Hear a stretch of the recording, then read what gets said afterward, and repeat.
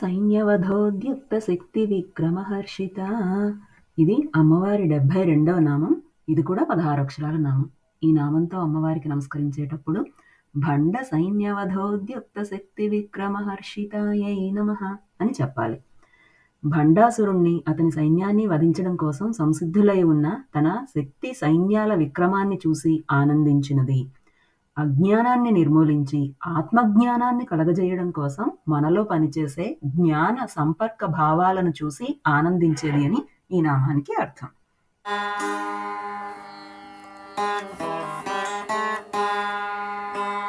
నిత్యా పరాక్రమాటోపనిరీక్షణ సముత్సుక.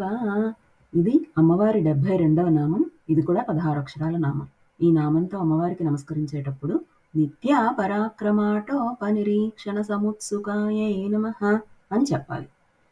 నిత్యాదేవతల పరాక్రమ ఆటోపాన్ని చూసి సంతోషించినది అని ఈ నామానికి అర్థం.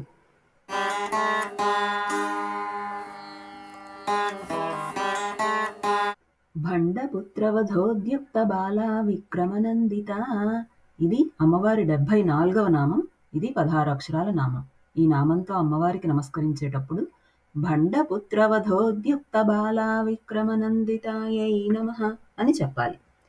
భండపుత్రులను వధించడానికి ఉద్యుక్తురాలయ్యే బాలాదేవి విక్రమానికి సంతసించినది. మనలో భ్రమలను పుట్టించి మనలను వంచించే ఆసుర శక్తులను నిర్మూలించి మనలను కాపాడే త్రిపుర సుందరి విక్రమానికి సంతసించు జగన్మాత అని ఈ నామానికి అర్థం.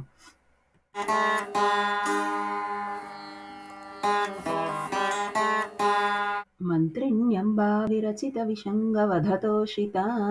ఇది అమ్మవారి 75వ నామం. ఇది కూడా 16 అక్షరాల నామం. ఈ నామంతో అమ్మవారికి నమస్కరించేటప్పుడు మంత్రిణ్యంబా విరచిత విషంగవధతోషితాయై నమః అని చెప్పాలి. మంత్రిని అయిన శ్యామలాదేవి చేత జరిగిన విషంగుని వధకు సంతోషించినది. మనలో వికృత భావాలను రెచ్చగొట్టే ఆసురీ గుణ సంకేతుడైన విషంగుణ్ణి వధించే మంత్రిని అయిన శ్యామలాదేవిని చూసి సంతోషించినది అని ఈ నామానికి అర్థం.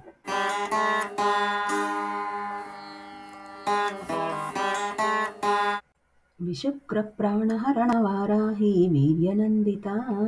ఇది అమ్మవారి 76వ నామం. ఈ నామంతో అమ్మవారికి నమస్కరించేటప్పుడు విశుక్ర ప్రాణహరణ వారాహి వీర్యనందితాయై నమః అని చెప్పాలి. విశుక్రుని చంపిన వారాహి దేవత యొక్క విక్రమానికి సంతసించినది. శుక్ర వికార ఆసురీ గుణాన్ని యోగదండం పట్టి యోగ మార్గం ద్వారా అరికట్టే దండనాథ అయిన వారాహిదేవి పరాక్రమానికి సంతసించినది అని ఈ నామానికి అర్థం.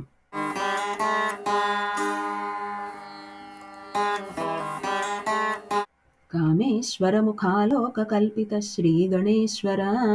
ఇది అమ్మవారి 77వ నామం. ఇది కూడా 16 అక్షరాల నామం.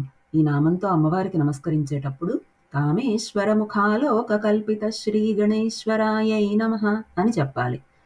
కామేశ్వరుని ముఖాన్ని ఆలోకించినంత మాత్రాన గణేశ్వరుని పుట్టించినది అని ఈ నామానికి అర్థం.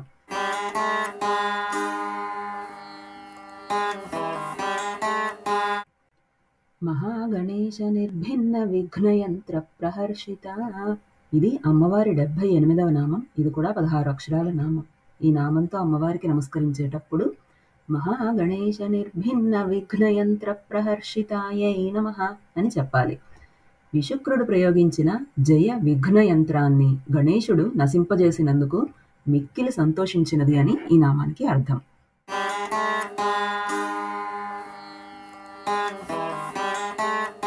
భండా సురేంద్ర నిర్ముక్త శస్త్ర ప్రత్యస్త్రవర్షిణి. ఇది అమ్మవారి 79వ నామం. ఇది కూడా 16 అక్షరాల నామం.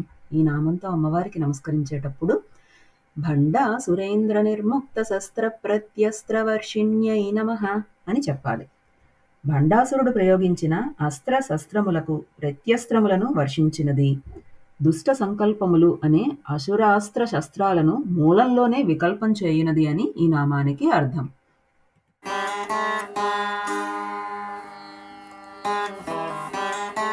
కరాంగుళి నఖోత్పన్న నారాయణ దశాకృతి. ఇది అమ్మవారి 80వ నామం. ఇది కూడా 16 అక్షరాల నామం. ఈ నామంతో అమ్మవారికి నమస్కరించేటప్పుడు కరాంగుళి నఖోత్పన్న నారాయణ దశాకృత్యై నమః అని చెప్పాలి.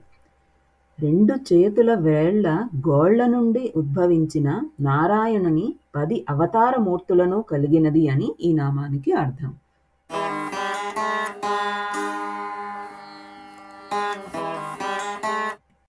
మహాపాశుపతాస్త్రాగ్ని నిర్దగ్ధ సురసైనిక. ఇది అమ్మవారి 81వ నామం. ఇది కూడా 16 అక్షరాల నామం.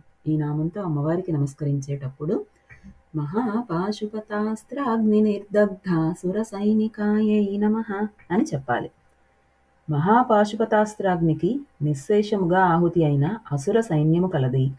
అజ్ఞాన ఆసురీ భావాలను ఒకే ఒక అద్వితీయమైన సంకల్ప శక్తితో అంతం చేసినది అని ఈ నామానికి అర్థాలుగా చెప్పుకోవచ్చు.